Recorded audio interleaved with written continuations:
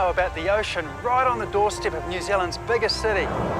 There's actually a huge marine park that goes far beyond what we can see, with some spectacular creatures too.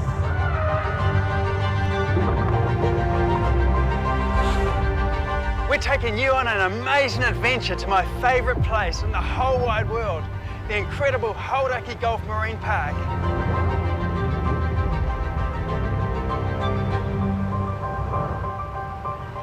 Come on, let's go! Not many people know where the Hauraki Golf Marine Park, or Te Kapo Moana, actually is.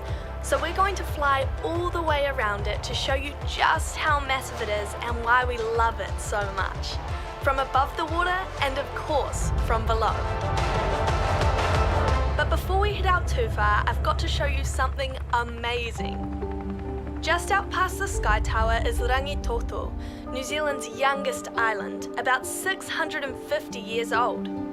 And right next door to it is Motutapu, one of New Zealand's oldest islands, which is over 160 million years old. Wow, how cool is that? The water just out from Auckland is nearly always green. This is one reason why the inner Gulf is so special. Some of that green colour is phytoplankton, kinda like tiny microscopic plants, which is a massive food source for small animals, which can be eaten by some huge animals like Bryde's whales. Te Kapo Moana is one of only a couple of places in the whole world that has a resident population of Bryde's whales. They love it so much that they can be found here all year round. Whoa.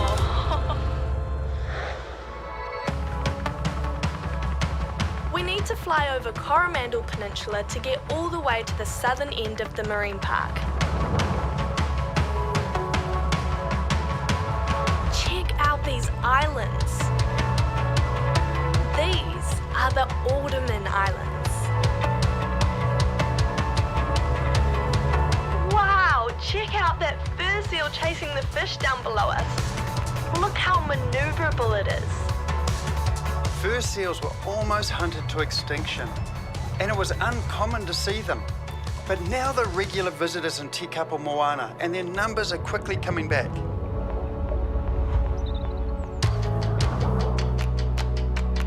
Coromandel Peninsula is also really popular with visitors, and it's easy to see why, with beautiful beaches and harbours like this. Orca often visit here too, as they hunt for their favourite delicacy, eagle rays and stingrays, which they gently pick up to avoid the rays' dangerous stings.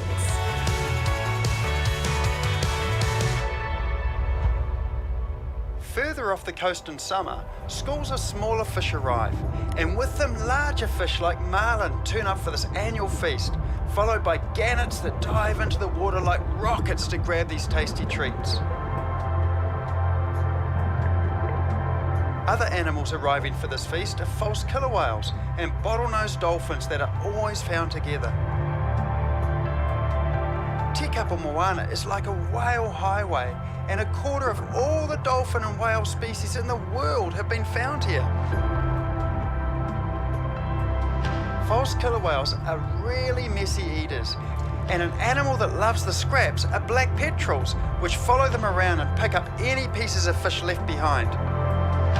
There used to be millions of black petrels all around New Zealand, but now the only place they nest in the whole world is here, high in the mountains on Aotea and Hauturu Islands.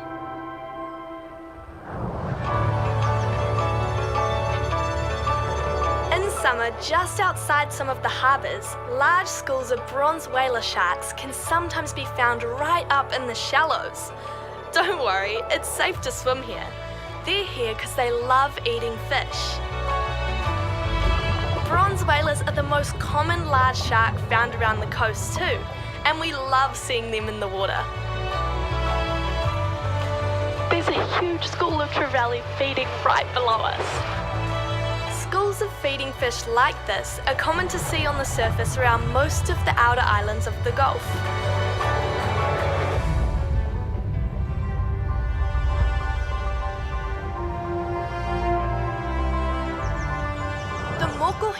Islands are one of our favourite places to visit, and I love feeding the friendly Sandagas wrasse. The islands are out in deep water and you never know what you might see. Tropical visitors like turtles and manta rays are often found here. They've travelled down here on an ocean current called the East Auckland Current that passes right through the Hauraki Golf Marine Park. Goat Island was the very first marine reserve in all of New Zealand, and it's amazing. Marine reserves are kind of like wet libraries, with lots more fish and life found inside than outside their boundaries. This is because everything is fully protected here. They give a tiny glimpse of what the Gulf used to look like before people started fishing. But there's a number of serious issues Te Kapo Moana faces. We reckon that with your help, we can ensure it's even better in the future. We're stoked to show you why we love this place so much. Te Kapo Moana is a stunning and unique part of New Zealand. How phenomenal is our backyard?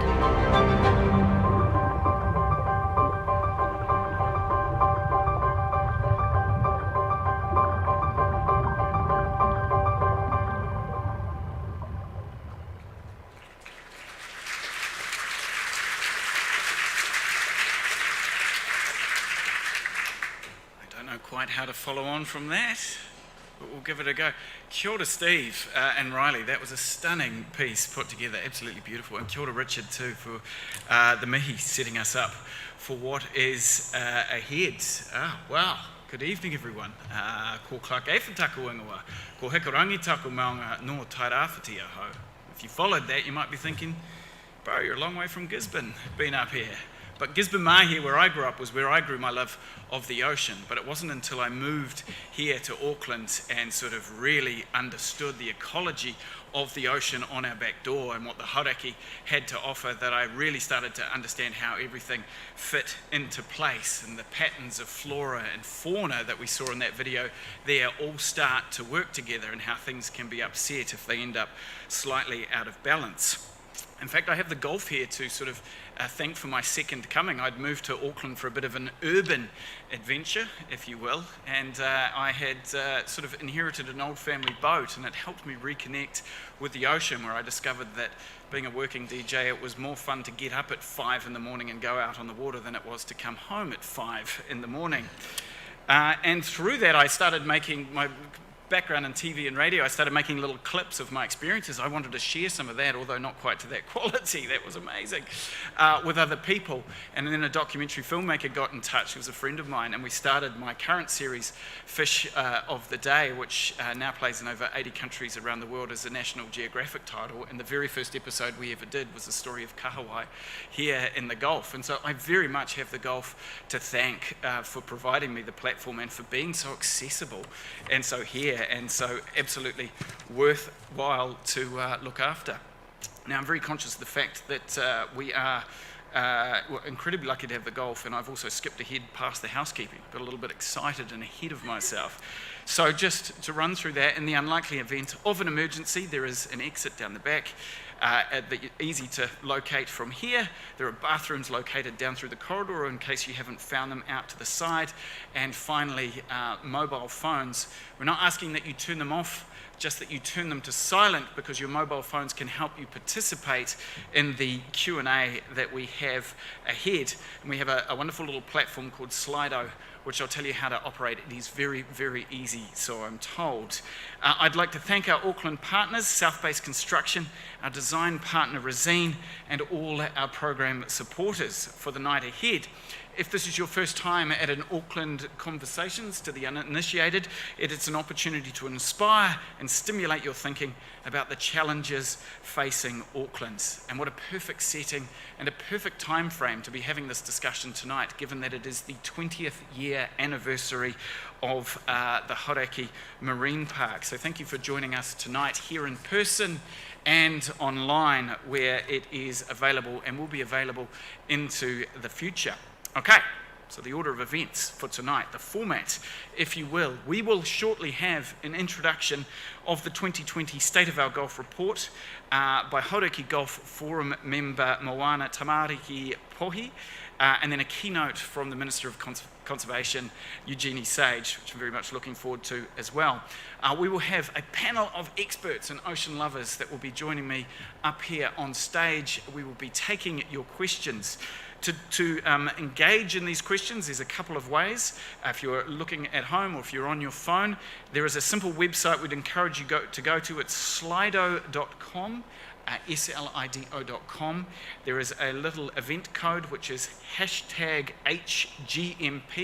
#HGMP, and you can just tap your question into there and we will do our best to get through as many of those as possible. Alternatively, there is a non-digital fancy free way of engaging which is called raising your hand.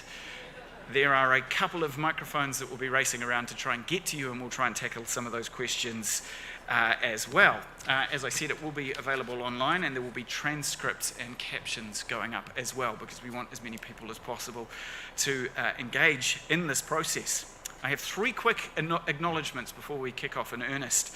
One of them, and this is fantastic news, it started earlier this week, the launch of the Hauraki Golf Regenerative Fund. This has been established by the Auckland Foundation. Now, the fund is a way for the public to make donations to support and accelerate the regeneration of the Gulf, where you can give a little, with a bit of luck, or if you've been lucky, to give a lot. The Auckland Foundation recognises the huge importance the Gulf holds for the communities that make up this wonderful city, and the importance of its regeneration for our children's, grandchildren and beyond. This is long story arc stuff into the future. They're talking 20 years plus. The goal is $10 million over the next 5 years, and they've already identified areas of concern to start working on, including climate adaptation and community action in local areas such as the restoration of places like Okahu Bay and Maharangi, and they also want to look at island biodiversity programs. So some incredible work that these guys are setting out to do, and it all kicks off this week and into the future. A second acknowledgement I'd like to give, and I understand that they're here tonight, Peter Burling and Blair Chuk. Of course, I saw them earlier. I'm just going to assume that they are still here. Of course, have launched Live Ocean. It's their charity. It's up online. If you haven't been to their website and seen it already, with a mission to amplify and accelerate positive action for our ocean, already highlighting wonderful causes and concerns, including our Antipodes and albatross. And it's kind of nice to know that they are sitting here in the room tonight, and we have that up there in all its caged glory, because of course come next March it would be nice to keep that up there, given that the Royal New Zealand Yacht Squadron have built such a wonderful place for it. It would be a big empty hole should it not been there. And of course they're incredible, technologically advanced, mind-blowing vessels that are out on the water doing amazing stuff. On to tonight's conversation, but before I do, that artwork that you see, and I'm very, very pleased and excited to be able to make this connection tonight. It's artwork that has, I know that it has a place in our home. I know that it has place in classrooms everywhere. It comes out with the Herald, and it is a wonderful resource. It gives me great pleasure to announce that we actually have the artist behind that artwork in the room tonight. I'm not sure if he wants to be embarrassed or not, but Dave Gunson, please raise your hands. Wonderful.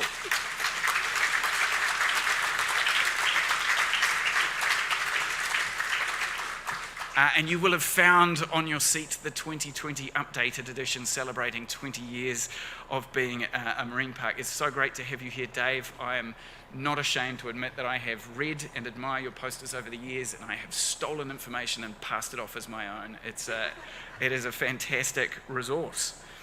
Into tonight's conversation, our gift to the Gulf, your part in protecting and improving the Hauraki Golf Marine Park for future generations. The Hauraki Golf Marine Park, New Zealand's only marine park, turning 20 here to provide for the people of Tamaki, Makaurau, New Zealand, and of course international visitors that come here and enjoy it. As we've pointed out, home to 25 species of whale and dolphin, it is a global seabird hotspot. There are 26 species of seabird that rest and nest here. There are 5 species of seabird that only breed here. This is their only home. And as we've ascertained over recent times, birds they're not dumb animals, they're smart animals, and there's a reason that they call this place home. It is their supermarket. It is their home away from home. They like to come here and rummage around in our shellfish beds and to steal shrimp and bait fish to fatten up, to find a mate. We have visitors that cross continents just to park up here. This is almost their equivalent of a batch in Omaha, a place to just sort of chill out. And so it is upon us to make sure that we have that habitat for them here to enjoy further and into the future. I mean, we have 20% of the world's entire seabird species that do visit and call by here. It's just a remarkable figure in itself, and something that is well worth protecting. And they can afford a little bit of protection in our predator-free Gulf Islands, now 45 of them in the Gulf, that do provide sanctuary not only for our visiting friends but for our native birds as well. Kokako, kiwi, there's a tuatara population on Hoturu Otoi, which I've been over and I've seen them rummaging around in the scrap heap of the ranger's hut, and it's just, when you get to go over there and spend a little bit of time, it's almost an emotional experience seeing New Zealand native bush the way it's intended to be. I felt very lucky to have been able to do that. However, and here's the kicker, as we commemorate the 20th anniversary, we must also reflect on the impact that we've had on our cherished marine park. The once mighty ecosystem is suffering. The decimation of shellfish beds we've seen, low fish stocks, there's a seabed littered with plastic, there's areas that have been bottom trawled into a desert, we have sediment issues, and we have increased pressure from development and tourism. The creep of shifting baselines is upon us, where what we might think of as a good day out seeing wildlife or catching fish is nothing on what it used to be. And look, I'm a firm believer in what I do in sharing positive ocean stories, because you need to give people a little bit of hope to go forward with, so that that doesn't all become doom and gloom. But we are amongst family, and every now and then it is good to have a bit of inward reflection and look and ask ourselves some hard questions about things that aren't going well and things that we could be doing better. And I love learning about the biomass of the Gulf and what it was like, looking back through old catch history records, talking to old commercial fishermen about how good it was, and trying to lay that out for people so that they can get a feeling for the fact that they used to catch bass off Turi Mātangi, that that they once caught a tiger shark off Takapuna Beach, that we used to have old Bill Hohepa used to catch hapuka off Anchorite Rock. In fact, they would have been a large part of the ocean inshore ecology playing a role here, and they were all fished out to much deeper water. Of facts like the fact that Meola Reef used to be covered in crayfish, now we just sort of think of it as an area where we go and walk our dogs and pick up after them. That in fact crayfish was so prevalent, I read this wonderful story of early settlers' children used to fish them out of the rock pools with pitchforks at low tide. Crayfish are designed to survive a whole tide change out of water. We had so many of them here that they didn't all fit, and some of them would get pushed out at low tide. And we talk about New Zealand being the land of the long white cloud, or the land of seabirds. It was actually once upon a time the land of oysters as well. In fact, the first ever fisheries legislation that came in this country was in 1866, and it was right here in Auckland, because we had the most magnificent oyster beds all here in the harbour.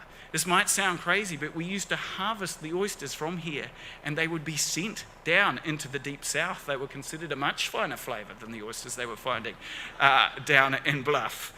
Which is just remarkable when you think back to what it must have been like before those changes came through.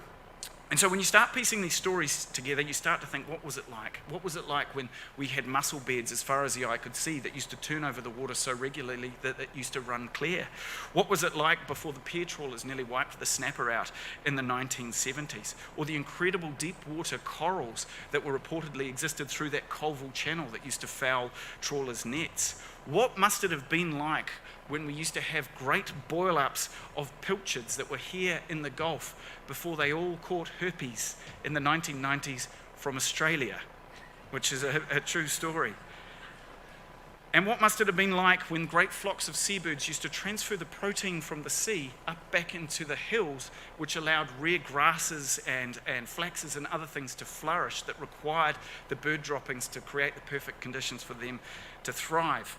And if I can just finish and get cracking into this by putting a positive spin on it, what we have here in New Zealand is incredible. We are in the Goldilocks zone of ocean. The beautiful temperate waters that we have, I liken to a floating agar jelly dish, where if we can find ways to relax and look after, things bounce back very, very quickly. We are just this wonderful sort of bubbling existence of life, and right in the centre of it, the linchpin that marks it all, where the rich waters from the harbour flow out and they meet, as Steve talked about in the video, that eastern current line that comes down is just the crux, the jewel, if you like, of where all life, marine life in New Zealand really concentrates. It's a fantastic place, and it is right here on our doorstep, and we owe it to ourselves and to our kids and to the future to look after it. So, here to report on the state of our Gulf in 2020, I'd like to welcome to the stage first a speaker, and she will be a panellist later on this evening, Moana Tamariki Pohi.